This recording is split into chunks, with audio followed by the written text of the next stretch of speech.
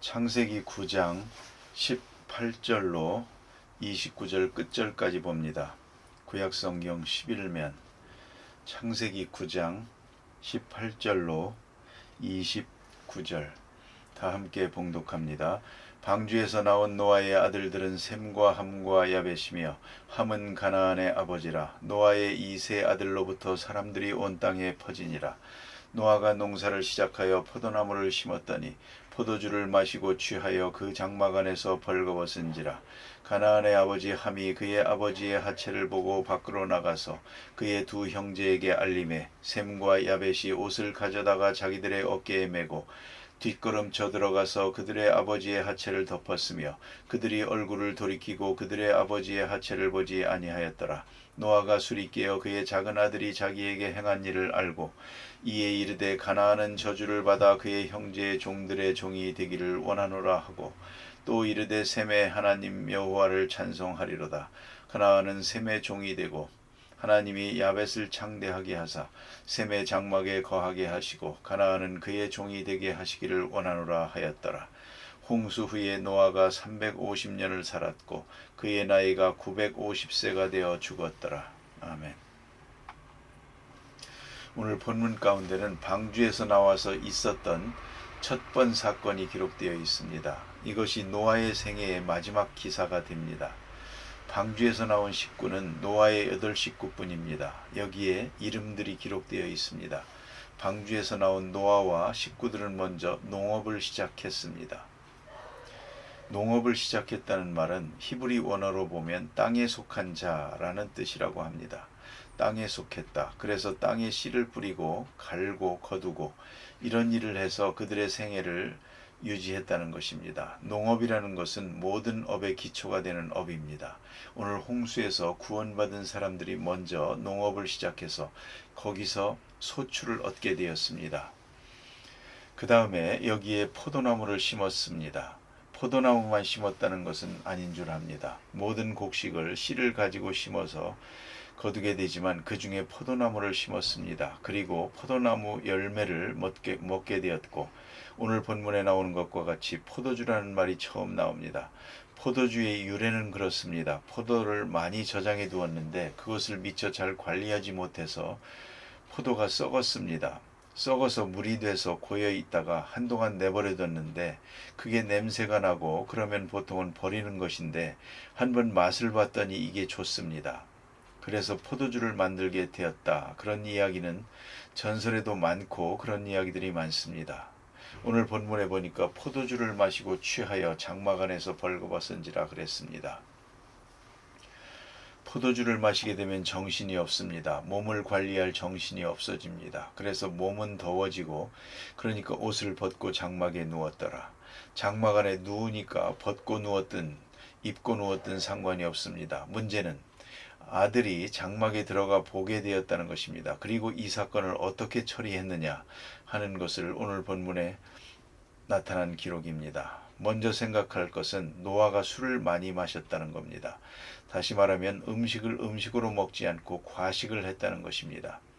한번 생각해 보십시다. 적당하게 자기의 양대로 전에 먹던 대로 먹었으면 이런 일이 생기지 않습니다. 문제는 모든 음식은 귀한 것이지만 그 양을 조절해야 됩니다. 먹고 싶다고 해서 끝없이 먹어서는 안 되는 겁니다. 먹어야 할 것과 먹지 말아야 할 것도 중요하지만 또한 중요한 것이 얼마까지 먹느냐 하는 것입니다. 그런 생각을 해봅니다. 먹고 싶지 않은 음식도 먹어야 됩니다. 입맛이 없다 해서 안 먹는데 몸을 관리하는 데 있어서 잘못하는 것입니다. 끼니를 건너는 것은 좋은 일이 아닙니다. 바이오리듬이 있기 때문에 리듬대로 시간을 정하고 정량을 먹는 것은 대단히 중요합니다. 건강상으로. 그러니까 입맛이 없다고 해서 안 먹는다든가 또 맛이 있다고 해서 많이 먹는다든가 둘 다 잘못하는 것입니다. 다시 말하면 우리는 하나님께서 우리에게 주신 지혜를 가지고 그 영성과 맑은 이성을 가지고 판단하고 그 판단에 따라 행동할 책임이 있습니다. 그러면 우리가 물질을 관리합니다. 또 내 주변 환경을 관리합니다. 모든 것을 관리하되 특별히 관리할 게 두 가지가 있습니다. 하나가 몸을 관리해야 되고 또 하나가 마음을 관리해야 됩니다. 마음을 다스려야 합니다. 마음에 아무 생각이나 하고 아무 생각이나 오래 머물러 두면 안 됩니다. 예를 들면 좀 섭섭한 생각이라든가 이런 거 자꾸 생각하면 점점 나빠집니다. 그런 거로 우리는 좋지 않은 마음은 오래 놔두면 안 됩니다. 빨리 잊어버려야 합니다. 기도를 하든지 봉사를 하든지 나를 괴롭히는 자를 위해서 오히려 좋은 일을 해버리든가 어쨌든 내 마음에 섭섭한 생각이나 좋지 않은 생각을 오래 담아두어서는 안 됩니다. 욕심도 오래 담아두면 안 됩니다. 마음을 잘 관리해서 항상 깨끗하게 성령의 전으로 보존되도록 힘써야 하는 것처럼 몸도 또한 관리해야 됩니다. 마음도 다스리고 몸도 다스려야 되는 것입니다. 우리가 옷을 입는 것도 그렇습니다. 추운 때 적당하게 옷을 입는다든가 잠을 잘 때 어떻게 자야 한다든가 잠자는 시간도 지켜야 되고 그래서 정확한 시간에 자고 일어나는 바이오리듬을 타야 되는데 재미있는 프로가 있다고 해서 밤늦게까지 보다가 잠잘 시간을 넘긴다든가 그건 며칠 동안 손해보는 겁니다. 그러니까 자는 시간을 정확히 지키고 또 깨는 것도 관리해야 합니다. 그런데 특별히 중요한 것이 뭐냐면 음식입니다. 나이 많으면 꼭 이런 실수를 한다고 합니다. 20대에는 친구를 중요하게 여긴다고 하고 30대에는 사업을 중요하게 여긴다고 합니다. 40대부터는 명예를 중요하게 여긴다고 합니다. 그리고 60이 넘게 되면 먹는 것 좋아한답니다. 이게 참 문제입니다. 그래서 노인들 보면 과식하는 걸 볼 수가 있습니다.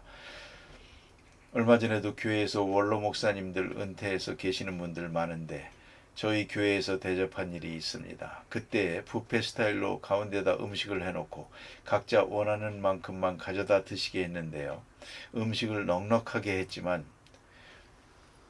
아무튼 그때 뒤에서 음식을 대접하는 분들이 그런 얘기를 합니다. 얼마나 많이 잡수시는지 저걸 다 잡수시겠나 또 잡수시고 무사하겠나 걱정입니다. 그럽니다. 보통 젊은 사람의 배 이상 많이 가져다가 다 잡수신다고 그럽니다. 과식합니다.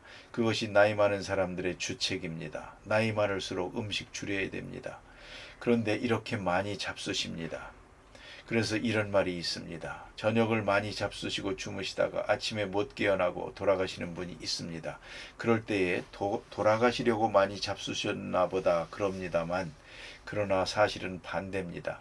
많이 잡숫기 때문에 돌아가신 겁니다. 소화할 시간이 없으니까 소화를 시키기 위해서 심장이 펌프질을 강하게 해야 하는데 그만 터지는 겁니다. 그래서 내일혈로 돌아가시게 됩니다. 그렇기 때문에 나이 많아서 식사를 많이 하는 것 사약이나 마찬가지입니다. 그런데 오늘 보니까 노아도 주책 없이 술을 많이 마셨습니다. 더구나 포도주는 이렇게 많이 마셔서는 안 되는 것입니다. 그리고 이것을 소화시키고 잔 것이 아니라 바로 누웠다는 말입니다. 그러니까 술에 취한 채 잠을 자게 된 것입니다. 아마 코도 많이 골았을 겁니다. 그래서 웬일인가 하고 문을 열어봤는지도 모르겠지만 아무튼 이렇게 돼서 부끄러움을 당하게 됩니다. 벌거벗은 채로 장막에서 누워 자게 되었다 하는 말입니다. 그런데 함이라는 아들이 어떤 이유로 들어왔는지는 모르지만 들어왔다가 이런 부끄러운 모습을 보게 됩니다. 그리고는 옷을 덮어드리든가 그렇게 할 생각을 안 하고 혼자서 이 문제를 조용히 해결하지 않고 나가서 소문을 냈습니다. 두 형제에게 가서 아버지가 저러더라. 여기에 대해서는 전설이 있답니다. 이게 그대로 되어진 게 아니라는 것이죠. 이렇게 생각하면 말이 됩니다. 뭐냐면 함이 원래 탐식을 해서 술을 많이 마시는 버릇이 있었답니다. 늘 술을 마시고 벌거벗고 누워 자고 쓰러지고 그런 일이 있었답니다.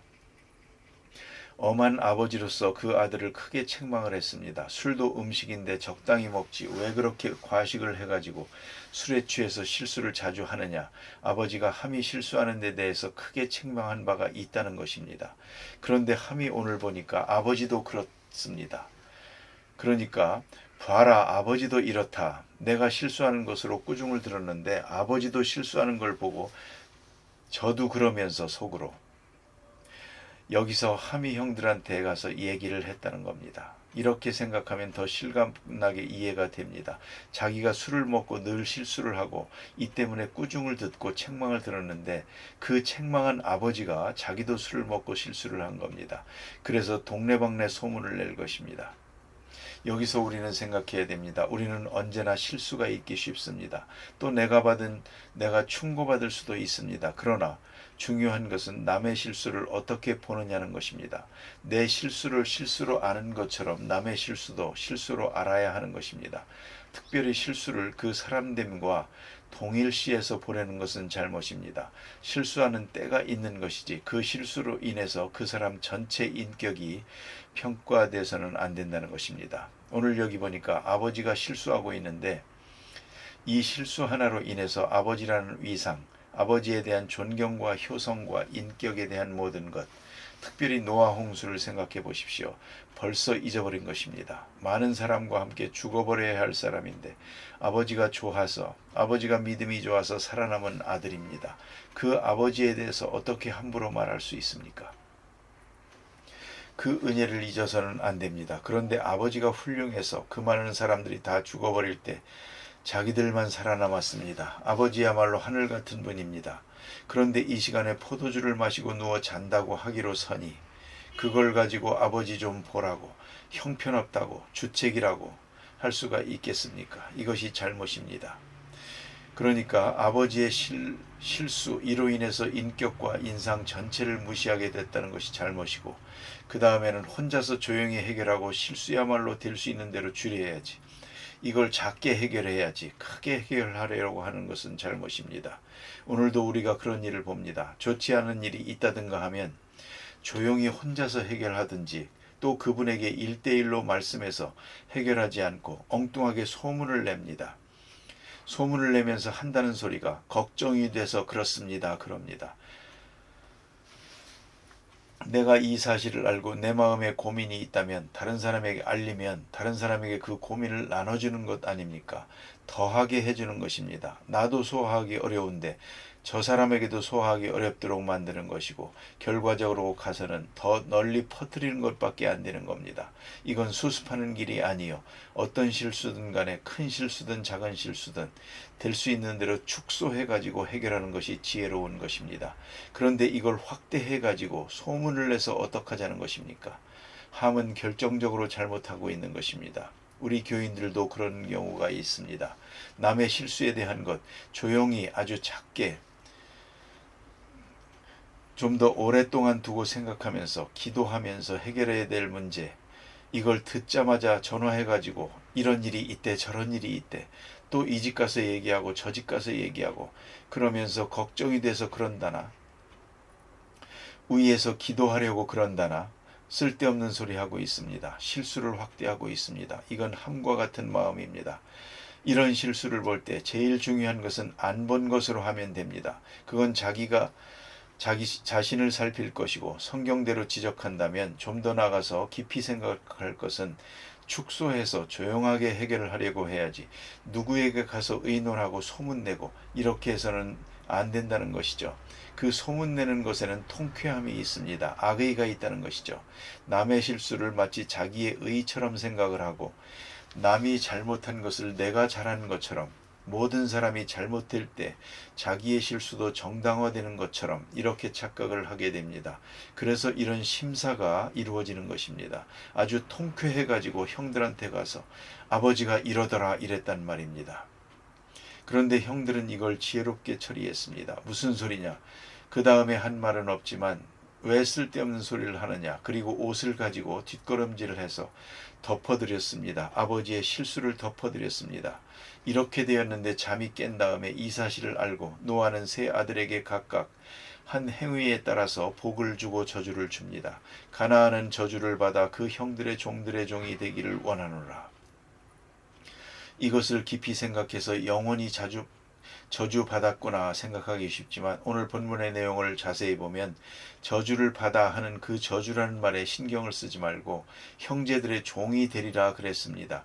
바로 형제를 섬길 것이다. 남의 종이 아니요 형제의 종이다. 이 문제를 스스로 해결하지 않고 형에게 가서 의논했습니다. 종속됐습니다. 형에게 가서 얘기하고 형들이 문제를 해결했습니다. 그러면 너는 평생 형을 섬겨야 되겠다. 내 형제를 섬기는 자가 되겠다. 이렇게 자기 스스로 해결해야 될 문제를 스스로 해결하지 않고 남에게 떠맡기는 사람, 결국은 남의 종이 되겠다. 그 다음에 셈의 하나님 여호와를 찬송하리로다. 셈이 아마 처음에 주도를 잘했던 것 같습니다. 셈이 이렇게 하자고 했던가 봅니다. 셈을 축복하시고 하나님의 축복이 셈을 통해서 이어질 것을 말합니다. 그 다음에 가나안은 셈의 종이 되고 하나님이 야벳을 창대케 하사 야벳이 셈을 도왔습니다. 이렇게 복을 내리십니다. 그런데 여기 함, 셈, 야벳에 대해서는 전통적으로 생각하는 해석이 두 가지가 있습니다. 하나는 함이 흑인의 조상이고 가나안의 조상이라는 것입니다. 야벳은 백인의 조상이고 셈은 황인의 조상이다. 이 셈의 조상이 바로 이스라엘이고 또한 황인종이다. 이래서 인종 문제가 여기서 나타나는데 백인들이 흑인을 노예로 삼을 때, 노예를 사고 팔 때, 그럴 때에 그들이 읽은 성경이 바로 이것입니다. 함은 야벳의 종이 되게 되어 있는 것이다. 그런 거로 흑인은 백인의 종이다. 이런 이야기를 이 성경을 들어서 말합니다. 그렇게 설교하는 걸 직접 들은 일도 있습니다. 이것이 백인들이 성경을 잘못 본 것이고, 두 번째 전통적인 해석은 뭐냐면 본래 창세기라는 것은 모세가 기록합니다. 모세가 계시를 받아서 기록합니다. 노아 때 기록된 게 아닙니다. 모든 것은 전승으로 이어지다가 모세에 의해서 이것이 집약되어 가지고 편집되어서 기록이 되는 것입니다. 창세기를 모세가 기록했다고 생각해 보십시다. 누굴 위해서 기록합니까? 이스라엘 백성을 위해서 기록합니다. 모세가 기록하면서 뭘 말하려고 하는 거 아니? 지금 가나안을 쳐들어가려고 합니다. 이 가나안은 너의 종이다. 노아 때부터. 그런 거로 가나안 쳐들어가는 것 두려워하지 말라. 이스라엘의 높은 위상과 그리고 가나안은 이스라엘을 섬기게 되어 있다고 하는 것을 교리적으로 설명하는 데 목적이 있다고 하는 것입니다. 대단히 중요한 해석이라고 생각합니다. 오늘 우리는 본문에서 함의 실수를 봅니다. 깊이 생각하면서 복받을 자세가 어떤 것이고 복받지 못할 자세가 어떤 것인가를 분명히 깨달아야 할 것입니다. 다 같이 기도하십시다.